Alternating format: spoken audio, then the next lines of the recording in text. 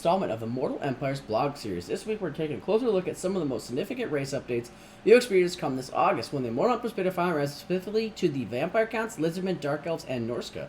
I wonder what they did to the Lizardmen. So are you pushing the back? It's more like a mutual hug, Blightfang. It's more like a mutual hug. Ooh, they mentioned Norsca. They mentioned changes to Norsca. Okay, I'm actually really excited about that. I never cared for the Dark Elves anyway, so don't really care. Vampire counts, that's going to be interesting. I wonder how they're going to change them. Lizardmen, though, what did they change? I'm really curious to that, because I thought they were pretty decent before. So, before we explore those juicy details, it's important to recognize that importing races from Total War Warhammer 1 and 2 into Warhammer is no simple task. It's far more complex than a simple copy-paste from game to game. That's true. Warhammer 3 introduced significant updates to the series in forms of new mechanics, overhauled game system, and a host of new foes to face, meaning that many races require substantial adaptation to survive in a fresh new world. That's true. Sorry about that.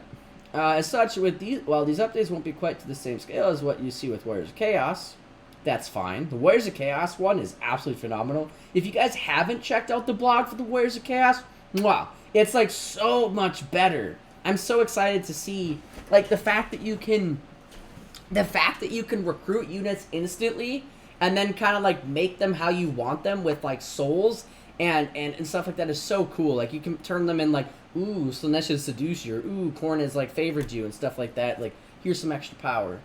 Though being single since I split from my son's mom 3 years ago, just having fun since then. Okay. They're nonetheless evolved their playstyles in important and meaningful ways. Vampire counts. So this is going to be interesting, because how are they going to change the vampire counts? This is going to be really, really interesting to me, because like the vampire counts were actually really strong in Warhammer 2, in my opinion, with magic. Now, if you weren't playing the AI as the vampire counts, then they did, or as Empire, then they did really well. You know, so it's like one of those things, like, how did they change it? Let me second to yawn here. I don't know why I'm yawning. Everyone's favorite bloodsuckers were in a difficult place coming out of Warhammer 2, mainly relying on devastating two-punch combo of the Free Scouts armies, and that's true. Actually, yeah, now that they mention that, you know, that is true. It was mostly, like, Free Scouts armies and enemies with Winds of Death. Well, it was a real powerful trip at times. They'd eventually get a bit dry. Bone dry, you might say. Ha! Okay, they're adding dad jokes. This might be a huge difference of what it was before. Though I didn't think Lizardmen had any good racial mechanics. They really only started adding strong Lizard Vampire Ghosts. That's true. Would rock her world for sure, but I don't really chase anything about convenience. Okay, Zap. Okay. On top of that, change system like the Winds of Magic Warhammer 3 have a heavy impact on the race. So the team spent time enhancing them in ways that help them stay fresh as a Exhumed Corpse can be, at least. Okay, they're making dad jokes. I like it. So the headline, free skeletons are gone. There's no more free skeletons. That's a huge game changer, because most vampire players did free skeletons. I think Zap might be a little intoxicated. Yeah. A little bit.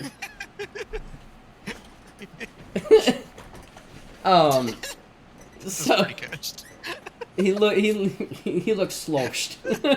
he sounded kind of sloshed. Which is, I mean, that's drunk out of his mind. Well, he did say he was shit-faced. Dude, this is drastic changes. No more free skeletons? That's insane. Like, I've done challenge campaigns, like, with no skeletons. I mean, and, like, SFO, there's no skeletons. So that's going to be really interesting, because, like, you also have ways to make them grave dirt cheap, but not the same extent as before. We know this is a big change. One that might disappoint some people, but it's not only distorted the Vampire Counts gameplay too much, but made much of the roster obsolete, particularly in conjunction with the reduced supply line penalties in Warhammer 3. So, basically they're saying they're no longer making them free because they fixed the supply lines. Are you good at Total War? Yarvi0899. I think I'm decent. I think I'm fairly decent at Warhammer. I play on Legendary very hard. And welcome to Cookie Jar, my friend. I hope you're doing well. Can you explain Immortal Empires? Immortal Empires is basically the combined games of 1, 2, and 3 into one big map.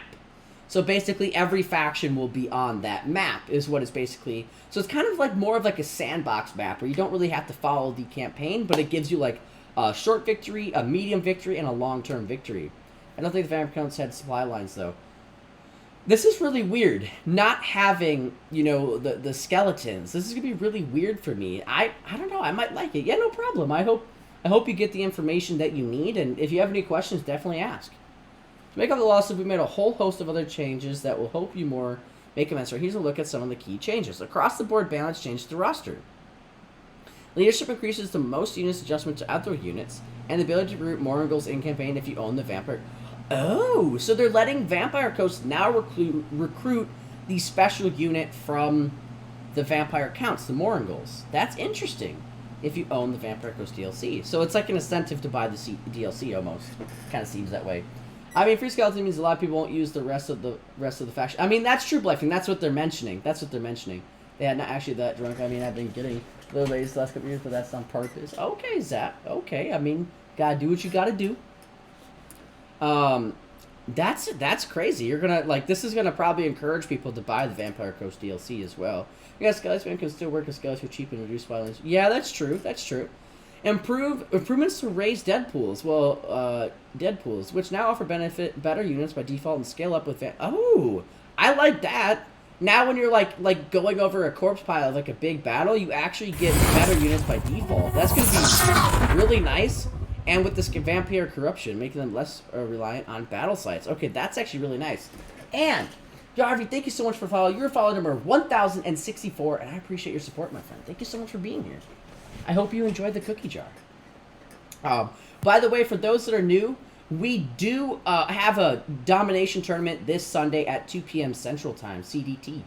Vampire Coast was pretty OP and too because of their offshore bombardment not being Darkelfs. Dude, I can't wait till more Empires that can't come soon enough. Right? I'm so excited. I am so excited. Will that make the game unbalanced if all factions are together? Will that make the game unbalanced if all factions are together? So, Yarv, they are trying to make the factions kind of even, but each faction kind of has their own strengths and weaknesses. So some factions are going to do better against others, while others are going to do better against others. As well as some are just all-around good factions, like in terms of fighting everything, so then they're going to do really well against other things. So it's kind of like one of those things that's hard to balance everything. That's why they're updating these specific factions, because they felt like they're falling behind the Warhammer 3 kind of like mechanics and stuff like that. You can still do so much damage before the enemy even got to you with the army bombardment abilities, plus cost of magic. True, but they did change the magic system now. So reshuffle recruitment bonus with many units now available earlier and more easier. I like that. So, like, you might be able to see their higher 2 units earlier. A bit confused. I mentioned you beta in August in this post, meaning beta will go through August, but they're planning to release IE on the 23rd. The beta will be released on the 23rd more. The beta will be released on the 24th. They don't plan on fully releasing IE until a few months later, but the beta will be released. From what I was getting. So that's actually, I'm really excited about the reshuffling the recruitment buildings, while being able to have many units now available earlier and more easier. I'm actually really excited about that. Revamped tech trees, skill trees, and bloodline effects. I wonder what they changed in the bloodline effects to give the races access power for new effects, such as increased healing caps. Ooh, I do like that. Increased healing effects. I'm all about healing magic. Healing magic is probably my favorite. So we get beta on the 23rd. Got you. I'll have to check on the Immortal Empires thing. But I think that's the date for it. I'll have to check. I can't confirm. Yeah, healing magic is my favorite. That's why I like Meow Ying and Cathay so much, because, like, after a battle, I can just clump everyone together and like, here's some heals, you know? How many units are available? Yeah, I like that. I like the idea of the bloodline effect. Yep, 23rd is the beta. Yep, thank you. Give the race access to powerful new effects, such as increased healing caps and extra wins a match. I like that. It's going to be really different, though. Excuse me, for the vampire counts. Like, it's gonna be a whole new game with them, almost, to a certain extent. Man from Augusta has now moved to the south line. What? He's away from Isabella? Oh no, that's Manfred. Okay, sorry. As the most magically gifted of the vampire lords, he has also received increased magical reserves. Ooh, I like that, because isn't Manfred the one with the dragon? I believe he is, right? It's the full burn-up, but it's not being fully released fully, so if shit happens, they can say it's beta. Vampire Coaster counts as the only faction with good healing magic, oddly. Why can't you even... No. Blightfang, the Wood Elves have some good healing magic, too. That's what I like about Advanced the most, not just healing, but their healing also receives combatants. Ooh, that is true, they do. random revives ability. That's true. Art's ability now boosts his spell mastery by 25%. True. That's why I like the Wood Elf so much because of the replenishment too after a battle. I really like the replenishment. To complement his starting position, the Haunted Forest Helmengorst, very interesting. Now starts the campaign mounts on his corpse card. On his corpse card immediately, okay. And can acquire skills that enhance his aura ability, granting powerful faction wide buff to zombies. Okay, so he's going to be the zombie guy. If you want to drown the world in rotting flesh for watching from the back of your sweet ride, he's legendary lore for you. Very interesting. Not to be outdone by his young upstart Kalmar, who has also upped his game. His best bud Krell will now be permanently summoned by default. Oh, that's actually really cool. Krell is a really strong unit. He's used a lot in multiplayer too in Warhammer 2. Like people would have him on the battlefield because he's just so strong. Now, be a permanent summon. That's insane. What permanent skill tree serves to supercharge Krell's combat stat? So basically, you're making like your spellcaster with your tank. So it's basically like your healer and your tank type thing as a necromancer. It's kind of cool. Let's go over Lizardmen now. Vampire lore has the best regiment heal, but not the best regiment heal. That would be life.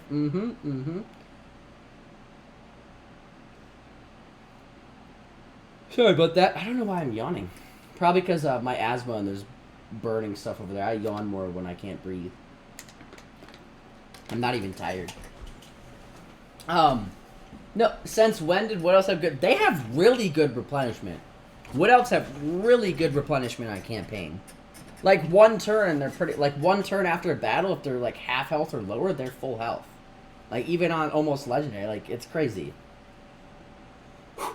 We know that Lizardmen and Update together might generate some excitement, so we got the bad news out of the way first. The GMAC web is still pretty much the same. Okay, in their own territory. Yes, in their own territory. I usually stay in my own territory for the most part, so. Other than a few adjustments to reward you for fulfilling the great plan. We fully recognize that it's ripe for a more substantial upgrade or update and hope to find opportunities to do so in the future. So the GMAC web is still pretty much the same other than a few adjustments to reward you for fulfilling the great plan. So they want you to encourage, you know, the great plan. So what army is the best, you think? That depends, Yarv.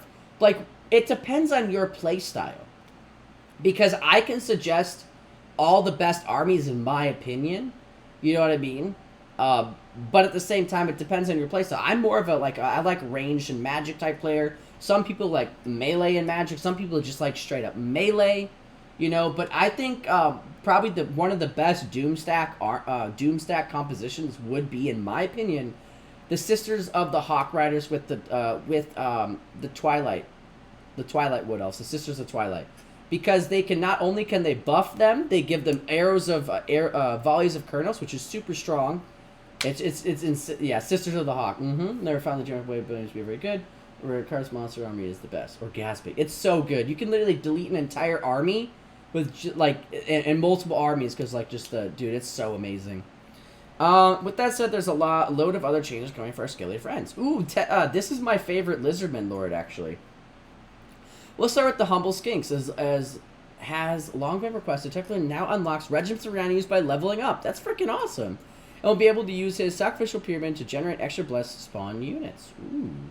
His chameleon-like comrade Oxyolo will be receiving new missions to hunt down and eliminate the new demonic enemies who recently arrived in Immortal Empire's map. I like that. And his mission duration will now scale with the campaign difficulty, making it much harder to thwart chaos who choose to play at a harder level.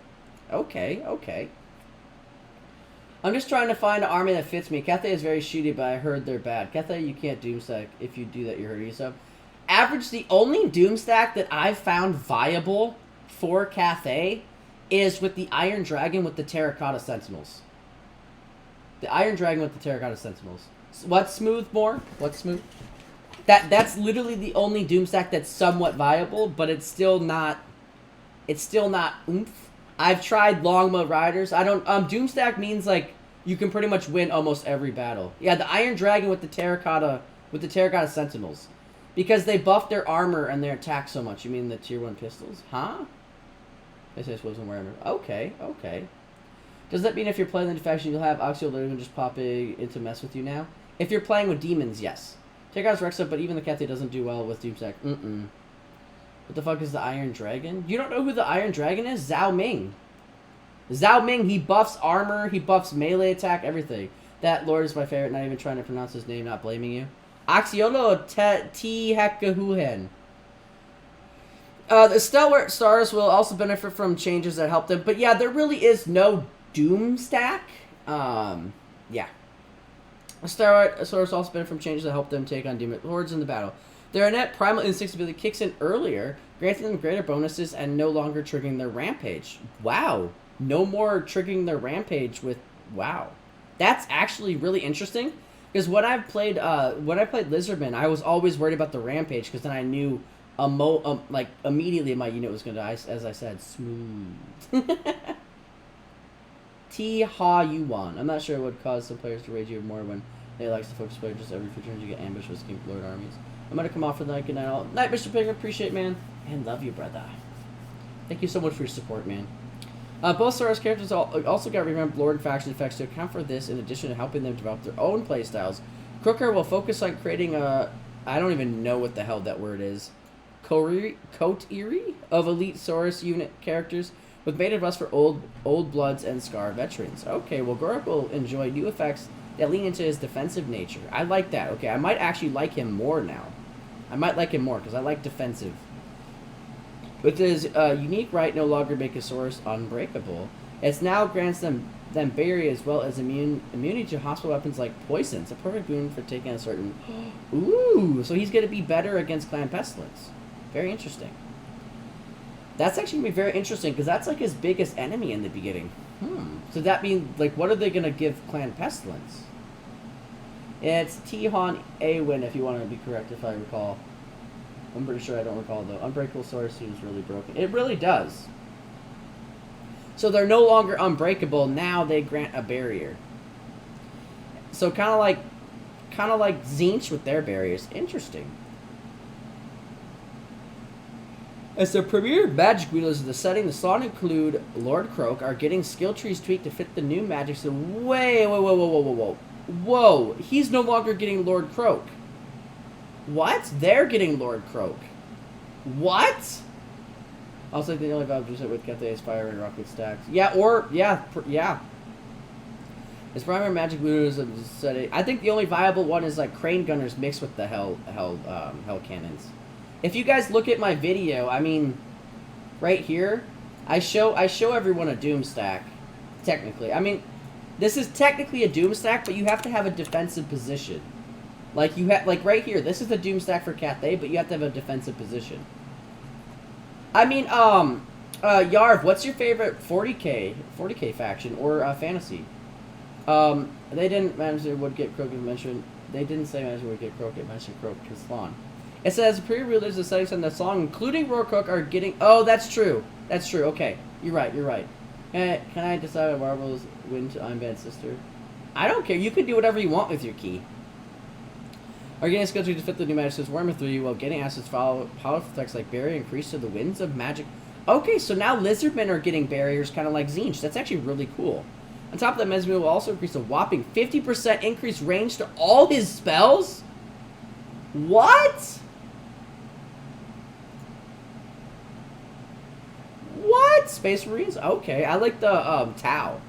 Finally, Nakari will enjoy a variety of balance changes, including tech tree updates to boost his economy, thank God, as well as new and improved benefits upon constructing temples to the old ones. He's also benefited from some of the fundamental improvements to diplomacy that were included in Warhammer 3, notably improving how the AI interacts with vassal factions. Nice! Just Gorak starts with him. Not too many units I can rush in and do a lot of damage.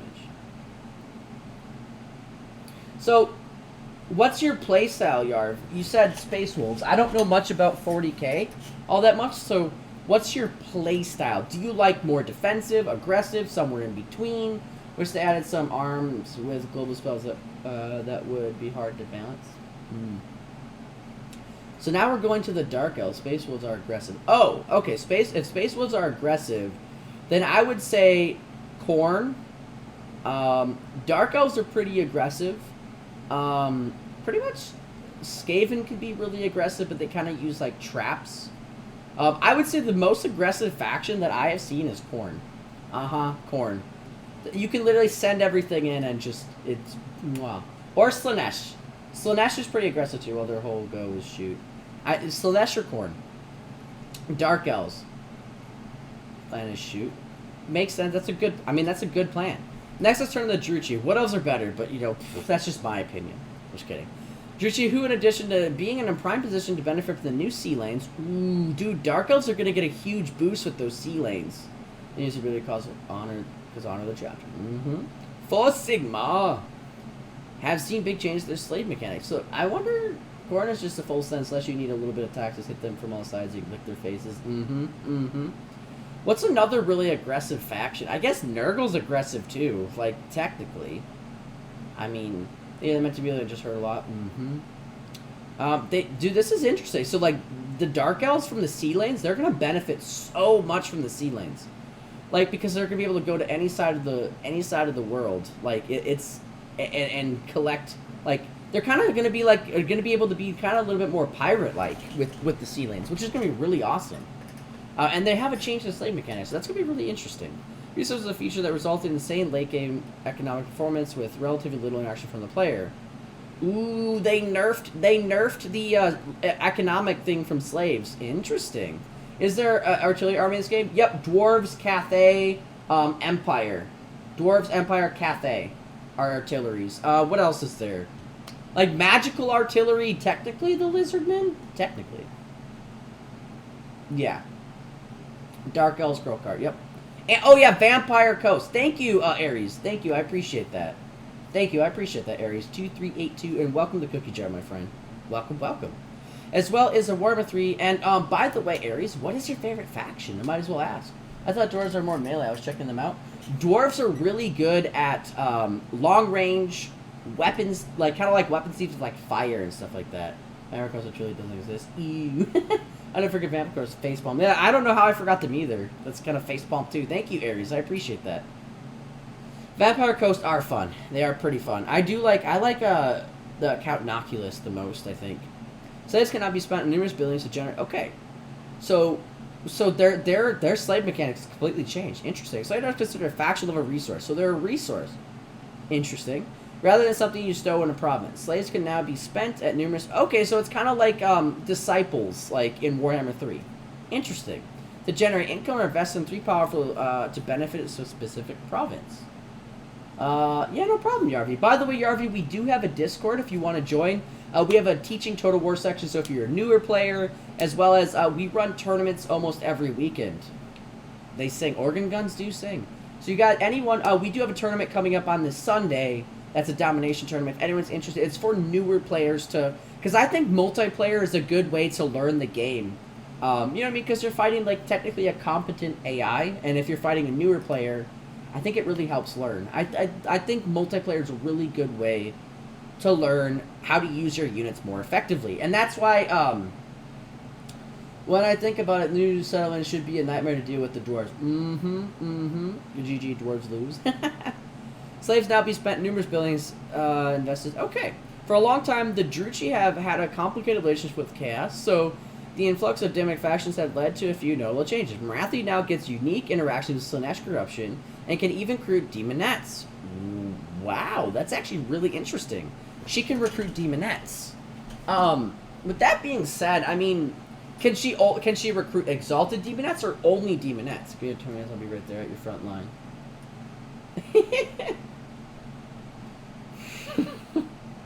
Demonettes, well, Malice possesses ability now allow for the more frequent use of Dart and interacts differently with the new corruption types. Oh, I wonder how that's gonna be. Oh, what? Last of all, Ricards can now capture and tame a host of new beasts, including saber-tusk and feral bears. That's fucking cool. Ricards even got... Wow, Ricards even got an in-depth spotlight in our recent Q&A with the development team. Recent Q&A.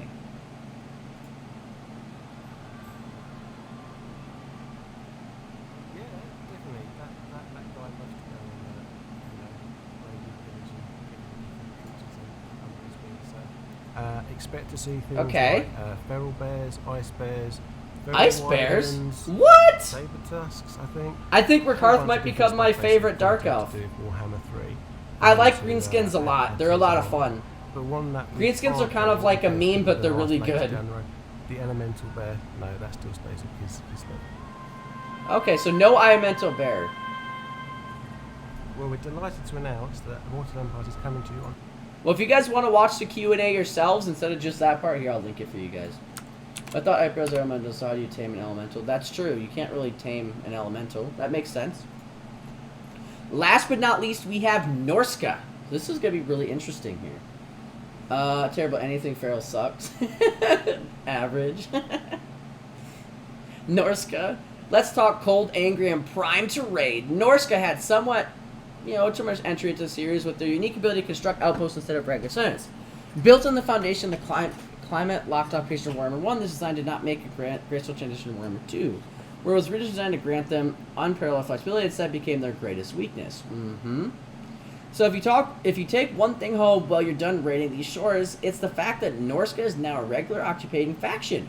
Ooh, that's actually really cool. So now they can actually occupy settlements normally, with access to their complete building tree anywhere in the world. Oh my god, thank you! Norsca is going to be more viable. I always wanted to do, like, more of it. What's up, Panda? How you doing, my friend? Welcome back. How are you tonight?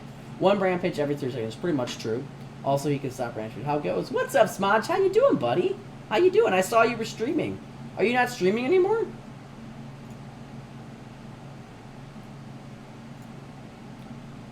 Did you end your stream?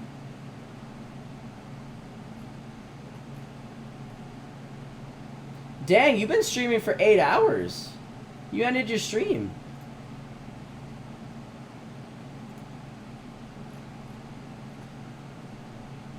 I didn't even know you ended it.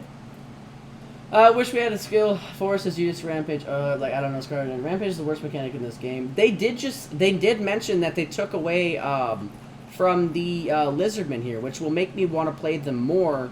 If you look up here, it says the Rampage mechanic has been adjusted. Where is it? It was somewhere in here. Oh, Primal Instincts no longer makes them Rampage. Just wrapped up. Tons of fun. I'm glad, man. I'm glad. I'm glad to hear that. That's awesome, man. I'm so glad. He stopped a few minutes ago. Ah, okay. Because I was actually thinking about raiding you eventually later tonight, because usually you go until, like, 4 or 5 a.m. my time. That's all you're talking about, cave running in. But I don't know how much value I have from what I'm saying, but I hope you guys get value out of it. Oh, Smodge, did you see the new video? Did you see the video that we recorded together right here? Nobody's liked the video yet, and I think it's funny because it's probably because Corn is just getting completely owned by Cathay. And then we do have the video of the epic battle, and then tomorrow we have an actual casting battle, so you guys can watch some multiplayer battles in action. And I plan on doing like a casting battle like every other day, so you guys can watch multiplayer battles. So that means we need to get more multiplayer tournaments in, so that's what we're going to be doing Sunday. It was the only reason Rampage 2 was good, so your units kept fighting. True, true. So there is signups in the Discord for the tournaments. Which came in the game is corruption? I don't know about that. So this is really cool, Sponge, that they updated Norsca. This is really, really cool. The rifts are definitely the worst. Yep, I agree with that. Fridays he can start much earlier because I'm home on Mondays. Oh, waiting for it to come out. I tried to watch it earlier today. I was waiting. Oh, nice. Yeah, there will also be another video posted tomorrow. It's more of like a meme video because it was just like Corn died so quickly in that match. It was like 1 minute and 30 seconds, you know? It's like ridiculous. Yeah, I think that's a doom stack for Cathay, or the closest you can get to it. Corruption looks good. I don't know how useful it is. Yeah, I don't know. So basically, smaller changes to freshen up the race. I'm really excited for the Norsca changes. Wow, Wolfric the Wanderer actually looks like Battlesea. Like, Battlesea looks like Wolfric the Wanderer. Like, his beard. He just needs to shave his top hat like that, and then boom, Battlesea. Devotion of the Gods. Like before, players can dedicate the ruins of their enemies to one of the 4 dark gods in order to gain their favor, but there was always a massive disparity in the rewards given. As such, Terracotta could become... Yes, they can with the Iron Dragon. They are probably the only most viable Doomstack. A slow-ass Doomstack, but a Doomstack nonetheless average. Full dedication to the Crow no longer causes the immediately most important global plague. Rather, you'll be joined by Burple Smick Spew Pit, the Exalted Great Unclean One. Okay, so you can get an Exalted Great Unclean One. Interesting. Full dedication to the Hound no longer gives you access to the Ice Forge Legion. Rather, you will be joined by... Oh my god. What? They took away the Ice Forge Legion. That was a really good, strong artillery unit. What? Oh, read further. Okay. Okay. Okay. Okay. Thanks, guys. Thank you. Stop it, Bad Warrior. Rather be joined as Exalted Corn.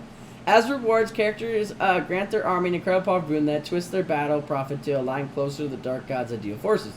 For example, Irrelevant's forces enjoy access to barriers, magic weapons, and global winds of magic generation benefits. If you just had the terrifying... if you just had the terrifying realization that we didn't say where the Ice Forge... That's fucking great. When, don't worry. Your favorite Hellcat barriers become a regiment renowned. It's straight belly laugh. God damn it. I literally, that's so funny. It's like they did this on purpose. They literally did this on purpose so that you would freak out at first. Don't worry, your favorite Hellcat battery has become a regular regiment renowned unit that unlocks once you reach the appropriate level. But no Chaos Dwarves. Dude, that's freaking awesome. Or you'll freak it out. Oh my god, I'm home on Friday. Sorry, it's past my bedtime. I'm not thinking clear. Oh, you're fine, Panda. You're fine. You're fine. That's hilarious. Commandments. Being fully settled and capable of holding complete provinces all over the world, Norsca has a full set of commandments to enact over them and solidify their new holdings. I like that. I like that a lot. Resources. Wine, furs, and everything in between. Norsca can now construct buildings to exploit almost all resources for local guild bonuses. Finally! Norsca, I feel like, is going to be really strong with all these updates. Capital targets. With new forces of order coming, new cities to raise for unique benefits. The Kurgan hordes have never taken Winjin. Perhaps they only lack a unifying Iron Fist? I like it. To tie us off, let's head off the question on everyone's mind. No, this is not the Norsca rework. So they still plan to rework Norsca. Interesting. So there might be some more cool things coming. I'm going to bed because my head is throbbing. Have a great rest of the scene, bro. I catch you tomorrow for your lovely multiplayer. Oh, I'm not doing multiplayer tomorrow. That's on Sunday. Tomorrow we're going to try to finish the Slaanesh campaign. You know, if we don't finish what we have tonight. But yeah, thank you so much for being here, Average. I appreciate you. Thank you so much for being in this community. And we love you here, man. Thank you so much. Can we make some hearts, some chat for Average so that his headache goes away? His head throw. I'm honestly going to try Norsca first because I always liked their unit roster, but their cam was terrible. Their changes sound pretty good for them. Dude, Aries, I agree. Like, I always kind of stood away from Norsca because I was like, eh. Like, you know what I mean? Like, eh. Like, because you couldn't really do a, like, you can do a domination, but you could only take the ports, you know, and you didn't get the full, like, it was just lackluster. So I wonder if their garrisons, are going to be interesting, too. Then Sunday, Spencer, Light Bro, have a good one. You too, man. Thanks all. Yeah, no problem. I wonder if their garrisons are going to be better. I'm really curious. These shows are about freeing Norsca from the shackles of their outposts and giving them a taste of the fresh new powers of the Dark Gods. Fresh new power. Who doesn't like more power? Like the rest of the Immortal Empires, this is just beginning, the foundation upon which to build and make future tweaks to different factions. Coming soon. Here we go. That is for now. Check back soon for more updates on Immortal Empire news, and be sure to join us on August 23rd to see the changes for yourself.